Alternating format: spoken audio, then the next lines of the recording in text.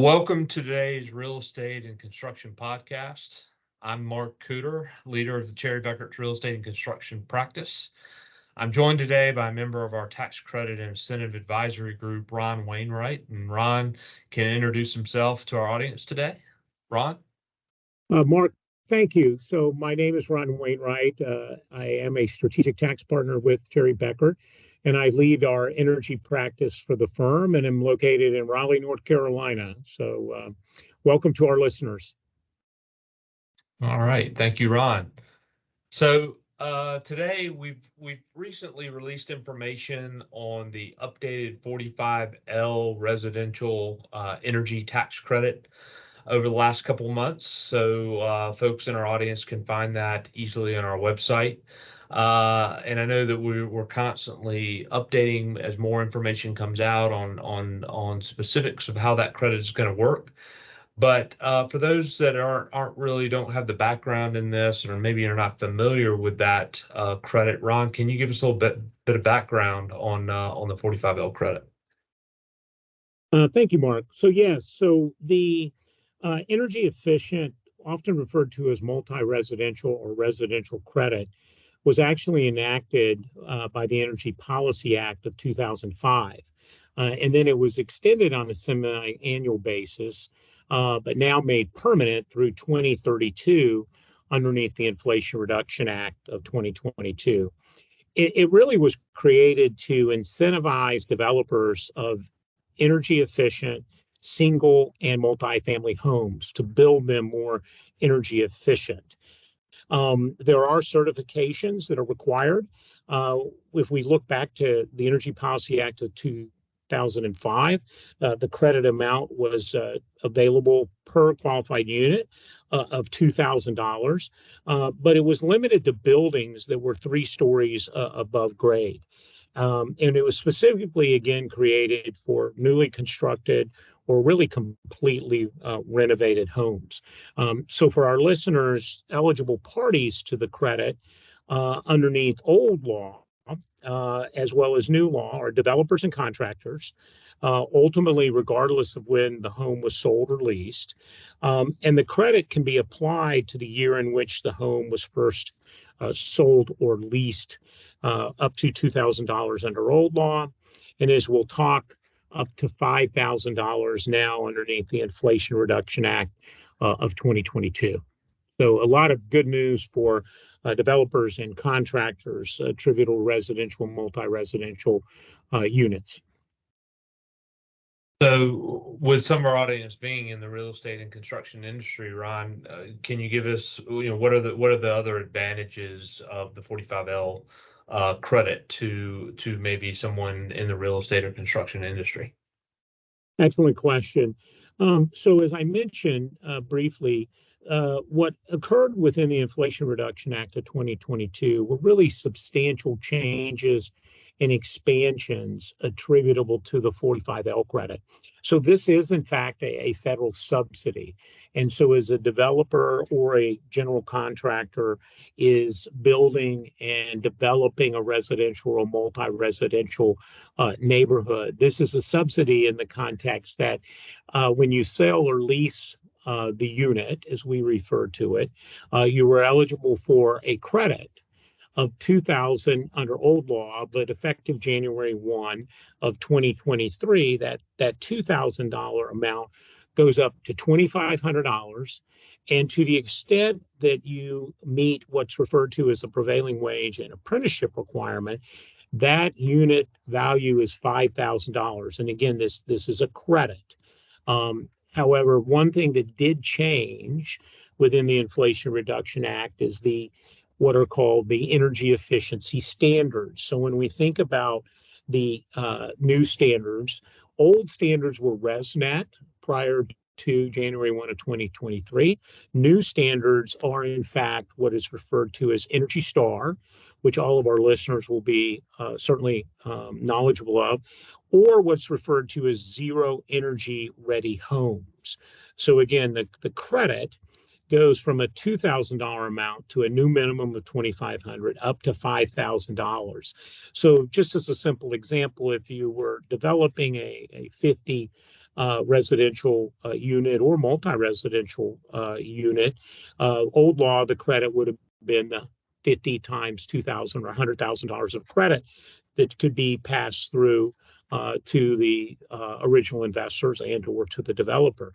Now we're looking at a new standard of $2,500 to $5,000, and so that credit goes up on a 50 unit project from 125,000 at the $2,500 level all the way up to 250,000, with the caveat that $250,000 credit is in fact meeting the prevailing wage, and we'll talk a little bit more about that. But when you think about the Energy Star, it is a national and local Energy Star requirement. The requirements will be updated again for those that are knowledgeable in our listeners in 2025. So we have a window of the old Energy Star standard and then moving into the newer standard that will be published in 2025. And the Zero Energy Ready Home program is again that $5,000 if that prevailing wage and apprenticeship requirement are met. This is often, for our listeners, a significantly overlooked opportunity. And give you kind of two examples of what we saw with respect to a new client to the firm. Is they had placed units, residential units in service in 21 and 22, 250 actual single family homes. Now, again, we modeled it, we certified it, as well as that is a requirement in the statute that you have an independent party model and certify. And that developer received an additional $430,000 of credit. Giving you another example of a new client to the firm, they had placed 274 unit apartments in place in 21 and 22. And again, the trigger date of earning the credit is when you lease, or if you had a townhouse community or a single residential community upon sale. Obviously, going to that example in regards to a new client, overlooked by their prior provider in both instances. And in that case, at $2,000 across the 274 units, it was a credit of $548,000, credit being a dollar for dollar offset against the tax liability. So when we think about the opportunities, to your question, it really is about all of the opportunities of that asset, whether that's a cost segregation opportunity or whether we're applying 45L as we're talking here today, or as we'll use an example later in the podcast, the combination of cost segregation, 45L, and 179 Cap D to really create a trifecta event in regards to the opportunities for that real estate and construction company to earn credits, as well as certainly accelerate specific depreciable assets if they are going to continue to own the asset.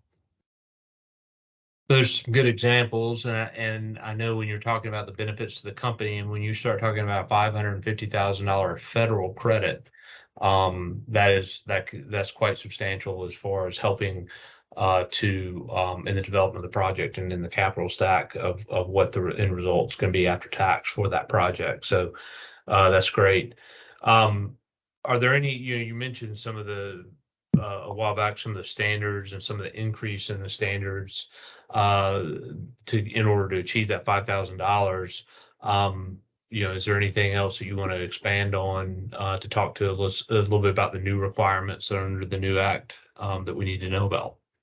No, great question, Mark, because this is often overlooked, and this is where you really need, as listeners, if you're not taking advantage of these opportunities, to really work with a firm, hopefully Cherry Bekaert, in regards to experience. And so one of the key requirements to achieve the $5,000 per unit was a new concept, a new platform that was put into the statute underneath the Inflation Reduction Act of 2022.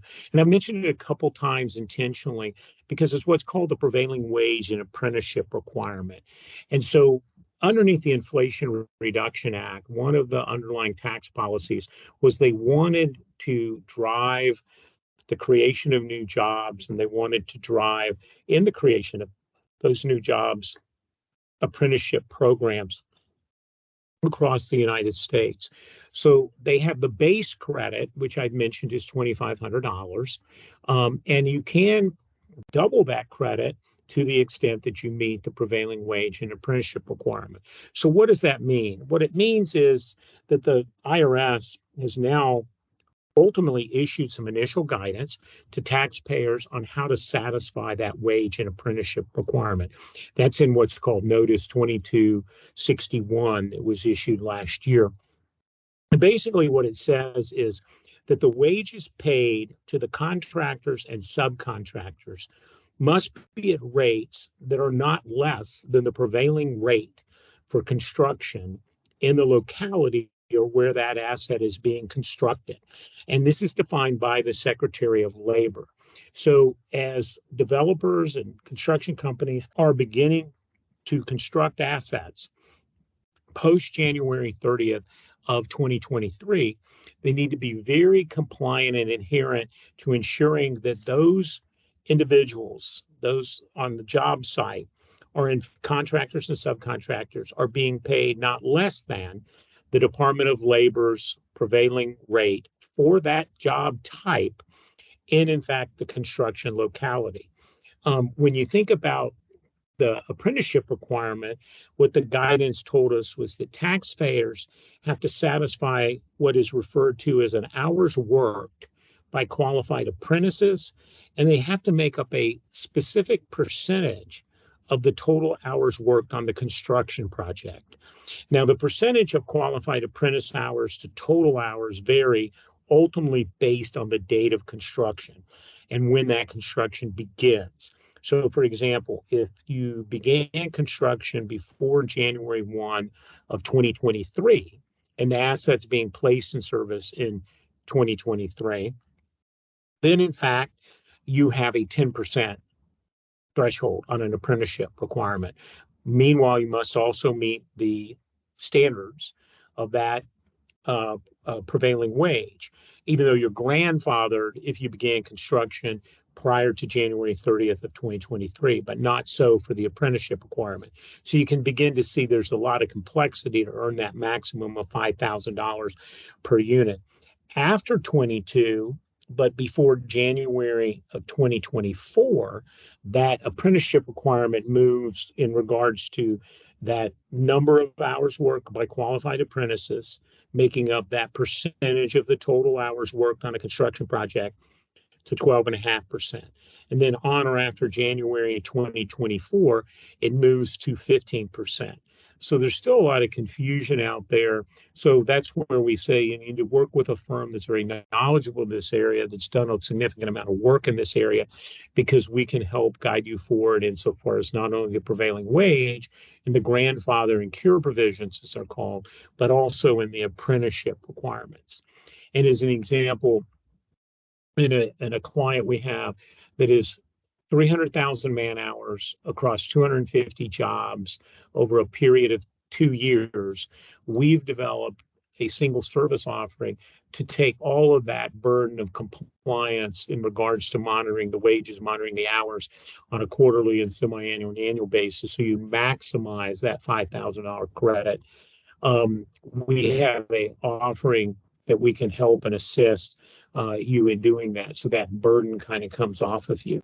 I would mention that in the prevailing wage apprenticeship requirements, there are a lot of what are called good faith effort exceptions that can apply to taxpayers. And that goes to, again, working with someone who's very experienced in this area from that standpoint. One thing I did want to kind of cover for our listeners is if you haven't taken advantage of this opportunity, or you don't know about all the new rules underneath the Inflation Reduction Act, what we do is we actually will complimentary scope as well as discuss with you, or what we call an assessment and an identification process, so that we can show you what is in the requirements specifically with respect to the Department of Energy and some of the things that are required in the new standards that are in the statute effective again January 1 of 23.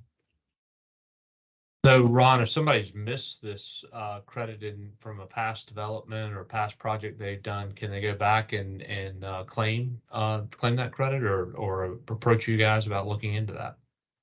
Absolutely. Excellent question, Mark. And so, very similar to all tax provisions, you can go back if you've missed a planning opportunity up to 3 years from the time of the original filing or the superseded filing of a return. So we fall into what's referred to as the statute of limitation rules. And so we can go back 3 years. So if we find an opportunity in 22 and 21, we can go back 3 years. And then, of course, if you are constructing assets that will be placed in service in 2023, I want to comment in this podcast that one of the other changes in the Inflation Reduction Act was the ability to carry back credits backwards of 3 years. But you would go back and amend your return, and if you happen to miss an area, you can go back another 3 years to qualify if you've missed something in the 2023 or 2024 timetable. But you can definitely go back and amend your returns up to 3 years from the original date of filing or superseded return. Great. Thanks for that information. So, Ron, thank you for joining us today. I think we've covered a lot of ground on how the real estate and construction industry might benefit in taking advantage of this 45L and what the 45L is. We've got some more upcoming information, so we'll be diving more into the prevailing wage and apprenticeship requirements in a future podcast, as well as look out for other thought leadership pieces as we post them to our website. But Ron, is there anything else you'd like to share with any final thoughts today? Yeah, I think this is a opportunity that really was overlooked since the Energy Policy Act of 2005. We see real estate construction developers and subcontractors really missing this opportunity significantly. And so obviously, when you look at a credit of $2,000 per unit, and when you think about the magnitude of construction and building that occurred, specifically in the multi-residential area as well as in the residential area, this is a significant subsidy for those developers and contractors that you don't want to overlook. We continue to see this, as I mentioned, two examples in new clients to Cherry Becker. The other thing I would comment on in a last comment, and I mentioned this briefly, is what I call the trifecta. So 45L, as I mentioned, used to be limited to 3 stories above ground. And so when you thought about a high rise vertical multi-residential asset, you were kind of cut out of that. Well, that standard is no longer in the statute. And so we can look at vertical assets as well as 179 Cap D, which is another energy efficiency provision, but it's a deduction, can also be applied. So in one recent example, just to give you another example, we saw an asset that was going to be placed in service in 2023. There were 346 units. The square footage was about 460,000, and we were able to achieve the $5,000 per unit while simultaneously achieving the $5 per gross square footage.